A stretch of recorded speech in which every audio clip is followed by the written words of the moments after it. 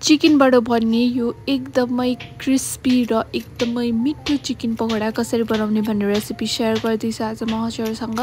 भेजिटेबल्सको पकोडाहरू त हजुरले धेरै नै खानु भएको होला, तर चिकनलाई पनि यसरी एकचोटि पकोडा बनाएर खानु होला। यस्तो मिठो बनेको थियो, यो आधा प्लेट भन्दा बेसी त मैले नै खाएँ होला, यस्तो मिठो बनेको थियो। यो हजुरले पनि एकचोटि यसरी ट्राई गर्न सक्नुहुन्छ।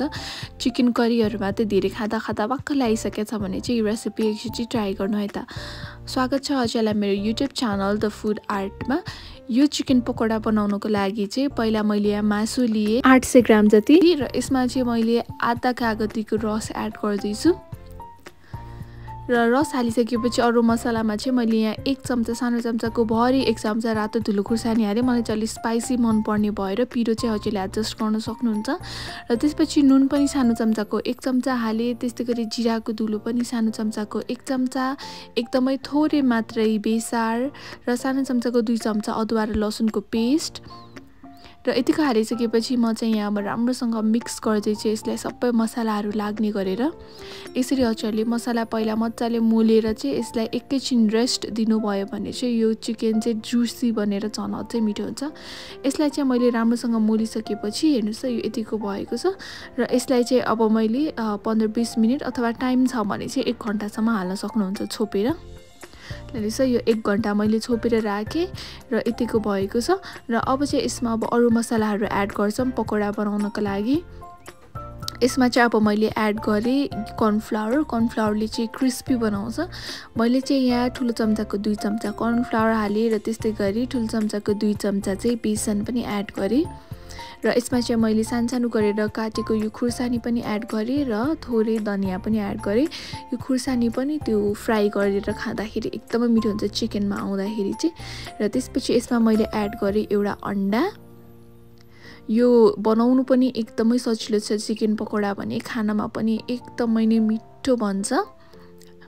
लैनस् यसलाई पनि मैले राम्रोसँग मोलिसकेँ यहाँ र यतिको भइसकेपछि अब चाहिँ मैले यहाँ यो अजवाइन जुन छ सो त्यो चाहिँ एड गर्दैछु। यसमा चाहिँ मैले थोरै अजवाइन हालेँ र भिडियोमा देखाए जसरी हातैले चाहिँ यसरी क्रश गरेर एड गर्दैछु। यसले पनि छुट्टै फ्लेभर दिन्छ पकोडालाई। तर हजुरहरूलाई चाहिँ यो अजवाइनको फ्लेभर मन पर्दैन भने चाहिँ स्किप गर्न सक्नुहुन्छ, तर मन पर्छ भने चाहिँ हाल्नु होला।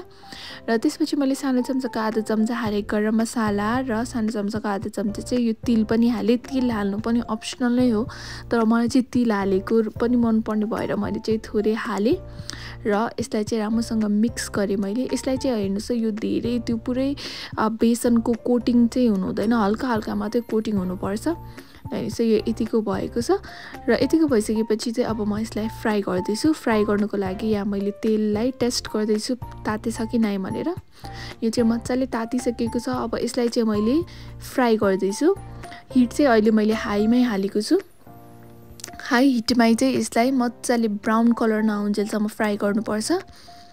ल यस्तो फर्स्ट ब्याचको चिकन चाहिँ मैले हालिसकेँ र यसलाई चाहिँ अब मज्जाले चलाउँदै फ्राई गर्नुपर्छ। हजुर चाहिँ मेरो च्यानलमा नयाँ हुनुहुन्छ भने मेरो YouTube च्यानललाई सब्स्क्राइब गर्न नबिर्सिनु होला र भिडियो चाहिँ कुन देशबाट हेर्दै हुनुहुन्छ पनि कमेन्टमा लेखिदिनु है त। यसलाई चाहिँ मैले 10 मिनेट जति हाई हिटमा फ्राई गरेँ मज्जाले। यो चाहिँ यतिको कलर आएको छ र यहाँ चाहिँ अब म निकाल्दैछु। यो चाहिँ हजुरहरूले तातोमै खाइहाल्नु होला र यो स्टेजमा चाहिँ हजुरहरूले टेस्ट पनि गर्न सक्नुहुन्छ कि पुगेको छ पुगेको छैन। सेकेन्ड ब्याच बनाउनु अगाडि चाहिँ हेर्नुस् यो कलर पनि एकदमै मज्जाले आइसकेको छ, ब्राउन कलर। र यतिको भइसकेपछि अब फेरि अर्को ब्याचलाई पनि मैले त्यस्तै गरी फ्राई गरेँ। हजुरहरूले चाहिँ यो डबल फ्राई पनि गर्न सक्नुहुन्छ अझै क्रिस्पी बनाउनको लागि। चिकनलाई निकालिसकेपछि हल्का सेलाएपछि फेरि त्यही चिकनलाई चाहिँ एकैछिन फ्राई गर्ने। हेर्नुस् मैले चाहिँ तर सिंगल फ्राई नै गरेर यो यतिको भएको छ। कति चाहिँ हजुरले चिकनलाई खाली झोल बनाएर मात्र खानुहुन्छ। यो रेसिपी पनि हजुरहरूले चाहिँ एकदमै मसालेदार क्रिस्पी चिकन पकोडाको रेसिपी एकचोटि ट्राई गर्नु होला। हजुरहरूलाई चाहिँ निकै मन पर्ने छ। म यहाँ हजुरलाई देखाउँछु त कतिको क्रिस्पी बनेको छ भनेर। यहाँ हेर्नुस् त हजुरहरूले पनि यस्तै गरेर घरमा एकदमै छिटो मिठो चिकन पकोडाको रेसिपी ट्राई गर्नु होला। र हजुरहरूलाई चाहिँ आजको यो भिडियो मन पर्यो भने मेरो च्यानललाई सब्स्क्राइब गर्न चाहिँ नबिर्सिनु है त। Thank you for watching. By.